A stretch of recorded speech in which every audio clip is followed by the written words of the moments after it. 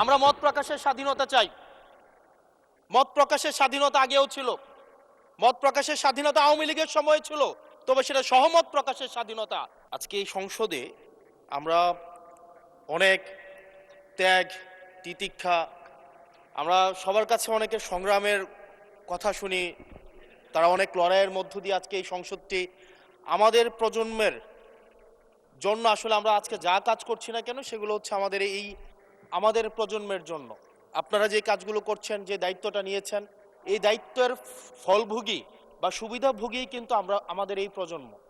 মাননীয় স্পিকার, আমরা খুব আশাহত হই যখন এই সংসদ এত রক্ত, এত লড়াই, এত ত্যাগের পরে আজকে যখন এই সংসদটি গঠিত হয়েছে, কিন্তু এই সংসদ আবার আগের যেই ভিশিয়াস সাইকেল, দোষারোপের যেই সাইকেল, একজন একজনকে বিভিন্ন ট্যাগিংয়ের যেই সাইকেল, মত দমনের নামে, বিরোধী মত দমনের নামে মামলার যেই সাইকেল, আমরা সেইখানে আবার চলে গিয়েছি। ক্যাম্পাসগুলো আবার আনরেস্টের দিকে যাচ্ছে, অস্থিতিশীল পরিবেশ সৃষ্টি হচ্ছে, বিরোধী দল মত দমনের জন্য মামলা করা হচ্ছে, প্রতিমন্ত্রীকে ফেসবুকে লেখার কারণে বাসা থেকে তুলে নিয়ে আসা হচ্ছে, হুইপকে সমালোচনা করলে বাসা থেকে তুলে নিয়ে আসা হচ্ছে। আবার আমরা আগের সংস্কৃতিতে আমরা চলে যাচ্ছি, যেখানে মাননীয় প্রধানমন্ত্রী নিজে কার্টুন শেয়ার করে বিভিন্ন স্যাটায়ার, বিভিন্ন মকারিকে প্রমোট করছে, বিরোধী মতকে প্রমোট করছে। সেইখানে এই সংসদ গঠিত হওয়ার পর থেকে আজকে পর্যন্ত 9টা ঘটনা ঘটেছে যেখানে মত প্রকাশের জন্য আজকে বাসা থেকে তুলে নিয়ে আসা হয়েছে। মাননীয় স্পিকার, আমরা মত প্রকাশের স্বাধীনতা চাই। মত প্রকাশের স্বাধীনতা আগেও ছিল, মত প্রকাশের স্বাধীনতা আওয়ামী লীগের সময় ছিল, তবে সেটা সহমত প্রকাশের স্বাধীনতা। আমরা এই পার্লামেন্টের পরে আমরা শুধুমাত্র মত প্রকাশের স্বাধীনতা নয়, আমরা দ্বিমত প্রকাশের স্বাধীনতা চাই। আমরা এখানে দাঁড়িয়ে মাননীয় প্রধানমন্ত্রীর সমালোচনা করতে চাই। আমরা নির্ভয়ে ফেসবুকে আমরা ব্যাকস্পেস ব্যবহার করতে চাই না। কিন্তু আবার একটা ভয়ের পরিবেশ সৃষ্টি করা হচ্ছে, আবার একটা আতঙ্কের পরিবেশ সৃষ্টি করা হচ্ছে।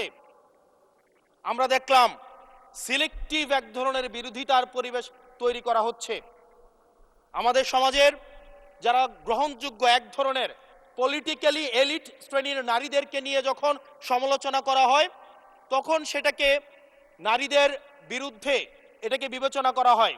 কিন্তু যারা পলিটিক্যালি পিছিয়ে পড়া জনগোষ্ঠী রয়েছে, গার্মেন্টস কর্মী রয়েছে, যারা হচ্ছে এই দেশের অর্থনীতির চাকাকে সচল করার জন্য রাত দিন পরিশ্রম করে যাচ্ছে, গ্রামগঞ্জের নারীরা, মায়েরা যারা রাত দিন পরিশ্রম করে যাচ্ছে, তাদেরকে যখন স্লাট শেম করা হয়, গালি দেওয়া হয়, সেটাকে আমরা নারী বিরোধিতা হিসাবে আমরা সেটাকে আমলে নেই না।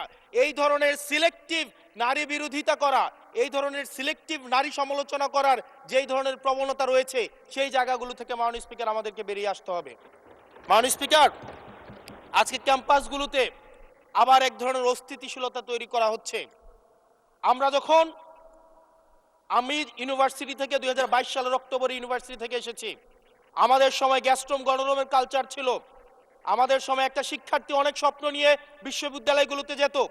আমরা সেখানে দেখেছি ক্ষমতাসীন দল কিভাবে বিশ্ববিদ্যালয়ের শিক্ষার্থীদের তাদেরকে পুঁজি করে তাদের ক্ষমতা কাঠামোকে দীর্ঘমেয়াদী করার জন্য সেখানে বাধ্যতামূলক সেখানে রাজনীতি করাতো। আজকে সেখানে বিশ্ববিদ্যালয়গুলোতে আবার গ্যাস্ট্রোম গণরুম কালচার চালু করার প্রয়াস শুরু হয়েছে, আবার সেইখানে বাধ্যতামূলক রাজনীতির কালচার শুরু করা হচ্ছে। আমরা দেখেছি ক্ষমতাসীন যারা রয়েছে তারা তাদের সন্তানদেরকে বিদেশে রেখে নিরাপদ ভবিষ্যৎ নিশ্চিত করে, আর মধ্যবিত্ত সন্তানরা যাদের বাবা মায়েরা কলকারখানায় কাজ করে, যাদের বাবারা রেমিটেন্স যোদ্ধা, যাদের বাবারা কষ্ট করে তাদের সন্তানদেরকে বিশ্ববিদ্যালয়ে পাঠায়, তাদের সন্তানদেরকে ক্ষমতালোভী রাজনীতিবিদরা তাদের সন্তানদেরকে ব্যবহার করে তাদের ক্যারিয়ারে ঝুঁকিতে ফেলে তাদের গদি বা পাটাতন শক্ত করার জন্য নিজের সন্তানের ভবিষ্যৎকে বিদেশে রেখে নিরাপদে রাখে, আর পরের সন্তানের ভবিষ্যৎকে নিয়ে ছিনিমিনি খেলে। মাননীয় স্পিকার, আমরা এই সংস্কৃতির পরিবর্তন চাই। আমরা চাই বিশ্ববিদ্যালয়গুলো শুধুমাত্র নেতা তৈরির হাতিয়ার হবে না। এই বিশ্ববিদ্যালয়গুলো গবেষণা, বিশ্ববিদ্যালয়গুলো পাঠচর্চা, বিশ্ববিদ্যালয়গুলো সেখানে এক ধরনের মনস্তাত্ত্বিক সমৃদ্ধি এবং সেখানে হচ্ছে আমরা যেখানে গবেষণা হবে, সেখানে আমরা বিশ্ববিদ্যালয়গুলো থেকে বুদ্ধিজীবী গবেষক আমরা বাংলাদেশকে এবং জাতিকে উপহার দিতে পারবো। কিন্তু অত্যন্ত দুঃখজনক বিষয়, আজকে বিশ্ববিদ্যালয়গুলো শুধুমাত্র নেতা উৎপাদন করার এক ধরনের বিশেষ সার্কেলে পরিণত হয়েছে। মাননীয় স্পিকার, এই ৩৬ জুলাই এই তরুণ প্রজন্মকে কি দিয়েছে? বক্তব্যের শুরুতে অনেককে স্মরণ করে আমরা ৩৬ এই জুলাইতে যারা আহত হয়েছে, ১৭ বছর ধরে যারা নির্যাতিত নিপীড়িত হয়েছে, তাদেরকে স্মরণ করতে আমরা লজ্জা পাই। মাননীয় স্পিকার, তাদেরকে মুখ দেখানোর আমাদের জায়গা নাই, আমরা তাদেরকে কিছুই দিতে পারি নাই। আমরা একটা কাঠামোগত পরিবর্তনের জন্য আমরা আজকে এই সংস্কার, আমাদের কাঠামোগত পরিবর্তনের জন্য আজকে আপনাদের এই লড়াইটা ছিল, এই সামগ্রিক হাউজের লড়াই ছিল। আমি চ্যালেঞ্জ করে বলতে পারি, যদি 2009, 10, 11, 12, 13, 14 সালে আমি সংসদে বসে কিছুক্ষণ আগে আমি 2009 সাল পরবর্তী থেকে 12 সাল পর্যন্ত যেই সংসদের যে বিতর্কগুলো ছিল, আমি বিতর্কগুলো পড়ার চেষ্টা করছিলাম। মাননীয় স্পিকার, যদি আজকে এটা 2014 সালের সংসদ হতো, আর যে সংস্কার প্রস্তাবগুলো এই পাশ থেকে দেওয়া হয়েছে, ঐকমত্য কমিশন থেকে দেওয়া হয়েছে, এই সংসদের একজনকেও খুঁজে পাওয়া যেত না যে এই সংস্কারের বিরুদ্ধে অবস্থান নিত। আজকে মানবাধিকার কমিশনকে ল্যাপস করে দেওয়া হয়েছে। মানবাধিকার কমিশনকে ল্যাপস করা হয়েছে, বারবার করে বলা হচ্ছে আরো শক্তিশালীভাবে মানবাধিকার কমিশন নাকি উত্থাপন করা হবে।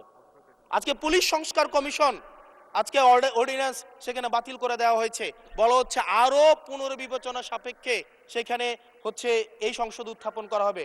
মাননীয় স্পিকার, যদি সেটাকে সবকিছুই তো সংশোধনের মধ্য দিয়ে যাচ্ছে, যদি এটা নিয়তটা যদি সহি থাকতো, ওয়েল ইন্টেনশন যদি থাকতো, এই অর্ডিন্যান্সটাকে এখানে গ্রহণ করে পরবর্তীতে কিন্তু সংশোধন করা যেত। মাননীয় স্পিকার, মাননীয় সদস্য, আপনার সময় 2 মিনিট বাড়িয়ে দেওয়া হলো, 2 মিনিটে শেষ করুন। থ্যাংক ইউ মাননীয় স্পিকার, আজকে সরকারি দল বিরোধী দল, এই সরকারি দল এবং বিরোধী দল একটা আপেক্ষিক বিষয়। আপনারা এই পাশে ছিলেন, এখন সময়ের পরিক্রমায় এই পাশে গিয়েছেন, আমরা এই পাশে আছি।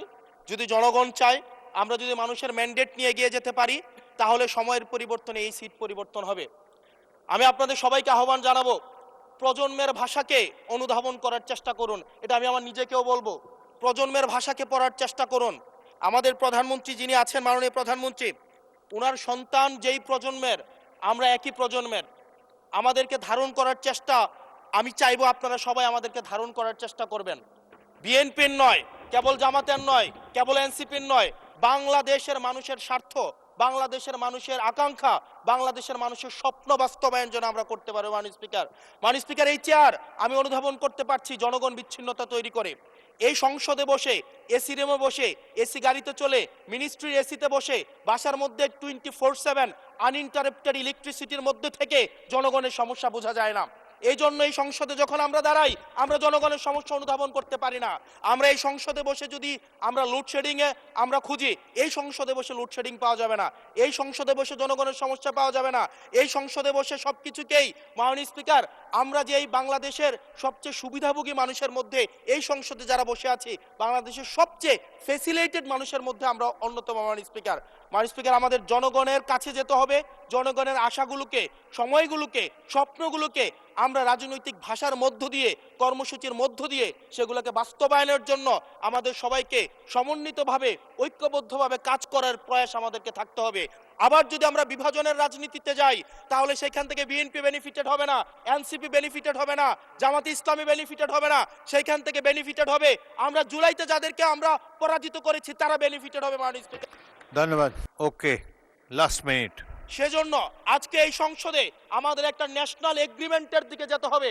আমরা পলিসির জায়গায় আমাদের বিরোধিতা থাকবে, পলিসির জায়গায় আমরা এগ্রিমেন্টের মধ্যে থাকবো, কিন্তু আমাদের একটা রেড লাইন টানা উচিত। এই লাইনটা আমরা ক্রস করব না। আমরা যখন শুনতে পাই যে একটা রাজনৈতিক দলকে নির্মূল করার আহ্বান একটা সরকার দল থেকে আসে, সেই বাংলাদেশে আমরা মাননীয় স্পিকার ফিরতে চাই না।